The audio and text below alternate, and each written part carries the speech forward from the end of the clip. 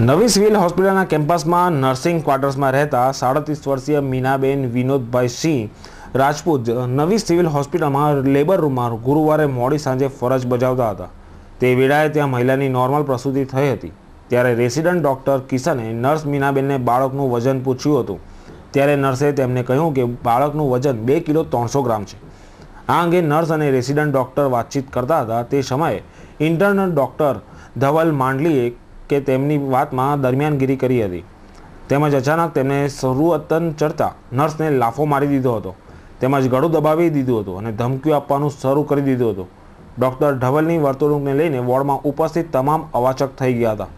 ઘટનાની જાણ થતાં નર્સ આલમમાં ભારે રોષ ફેલાઈ ગયો હતો અને મોડી રાત્રે નર્સો મેટ્રન ઓફિસમાં એકત્ર થઈ ગઈ હતી અને હડતાલ પાડી દેવાની તૈયારી કરી હતી। જો કે એસોસિએશન દ્વારા દર્દીઓના હિતમાં હડતાલ પાડવાનો ઇનકાર કરાતા છેવટે તમામ નર્સ ફરજ પર હાજર થઈ ગઈ હતી। તેમજ મોડી રાત્રે મેડિકલ કોલેજના ડીને આ અંગે ફરિયાદ કરવામાં આવી હતી। જે ફરિયાદના આધારે ડીને 3 ડોક્ટરોની તપાસ સમિતિની રચના કરી હતી। તેમજ ખટોદરા પોલીસ મથકમાં nurse Minaben intern doctor Dhaval વિરુદ્ધ જાનથી મારી નાખવાની ફરિયાદ નોંધાવી છે।